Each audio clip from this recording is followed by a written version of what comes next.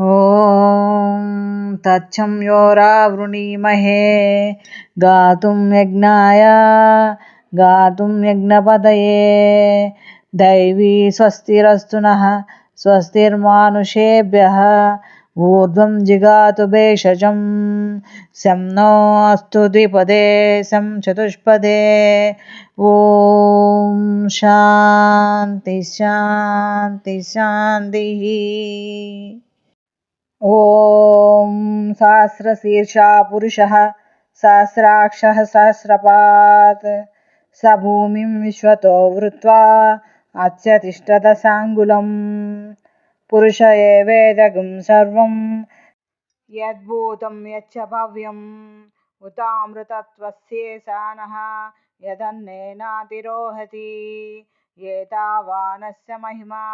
अतो ध्यायाक्ष पुरुषः पादो अस्य विश्वाभूतानि त्रिपादस्यामृतं दिवि त्रिपादोर्ध्वपुरुषः पादो अस्येह अभवात् पुनः ततो विश्वव्यक्रामत् शासनानसने अभि तस्माद् विराडजायत विराजो आदिपुरुषः स जातो अत्यरिच्यत पश्चात् भूमिमदो पुरः यत्पुरुषेण हविषा देवा यज्ञमतन्वत वसन्तो अस्यासीदाज्यं ग्रीष्म इद्मशरद्धविः सप्ताशासनपरित्ययः त्रिः सप्तसमिदः कृताः देवा यद्यज्ञं तन्वानाः अबध्नन् पुरुषं पशुं तं यज्ञं बर्हिषि प्रोक्षन् पुरुषं जातमग्रतः तेन देवा यजन्त साजा ऋषयश्च ये तस्माद्यज्ञात् सर्वहुतः संवृतं पृषदाजं पशुगस्ताश्चक्रे वायव्यान् अरण्यान् ग्रामांशये तस्मादज्ञात् सर्वहुतः ऋचः सामानि जज्ञिरे छन्दांसि जज्ञिरे तस्माद् यजुस्तस्मादजायत तस्मादश्वाजायन्त एके शोभयादतः गावो हजग्निरे तस्माज्जाता जावयः यत्पुरुषं व्यदधुः कतिदा व्यकल्पयन् मुखं किमस्य कौ बाहू काऊरु पादौ चेते ब्राह्मण्यो अस्य मुखमासीत् बाहुराजन्यः कृतः ऊरु तदस्य यद्वैश्यः पद्भ्यागं शूद्रो अजायत चन्द्रमा मनसो जातः चक्षो सूर्यो अजायत मुखादिन्द्रश्चाग्निश्च प्राणाद्वायुरजायत नाभ्या आसीदन्तरिक्षं शीर्ष्णोद्योः समवर्तत पद्भ्यां भूमिर्दिशः श्रोत्रात् तदा लोकागम् अकल्पयन् वेदाहमेतं पुरुषं महान्तम् आदित्यवर्णं तमसस्तु पारे सर्वाणि रूपाणि विचित्य धीरः नामानि कृत्वा अभिवदन् यदास्ते दाता पुरस्ताद्यमुदा जहार शक्रः प्रविद्वान् प्रदिशस्य तस्रः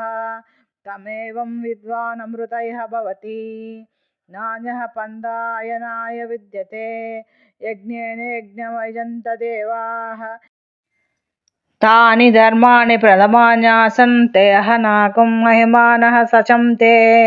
यत्र पूर्वे साध्याः सन्ति देवाः आद्यः सम्भूतः पृथिव्यै रसाच्च विश्वकर्मणः समवर्ततादि तस्य त्वष्टा विदधद्रूपमेति तत्पुरुषस्य विश्वमाजानमग्रे वेदाहमेतं पुरुषं महान्तम् आदित्यवर्णं तपसः परस्तात् तमेवं विद्वान् अमृतयः भवति नान्यः पन्था विद्यते अयनाय प्रजापतिश्चरति गर्भे अन्तः अजायमानो बहुधा विजायते तस्य धीराः परिजानन्ति योनिं मरीचीनां पदमिच्छन्ति वेदसः यो देवेभ्यः तपति यो देवानां पुरोहितः पूर्वो यो देवेभ्यो जातः नमो रुचाय ब्राह्मये रुचं ब्राह्मं जनयन्तः देवाग्रे ततब्रुवन् यस्वैवं ब्राह्मणो विद्यात् तस्य देवा सन्वसे ह्रीष्यते लक्ष्मीश्च पत्न्यो अहोरात्रे पार्श्वे नक्षत्राणि रूपम् अश्विनौ व्यात्तम् इष्टमनिषाण अमुं मनिषाण सर्वं मनिषाण ॐ तच्चं योरावृणीमहे गातुं यज्ञपतये दैवी स्वस्तिरस्तु नः स्वस्तिर्मानुषेभ्यः ऊर्ध्वं जिगातु भेषजं शं नो अस्तु द्विपदे शं चतुष्पदे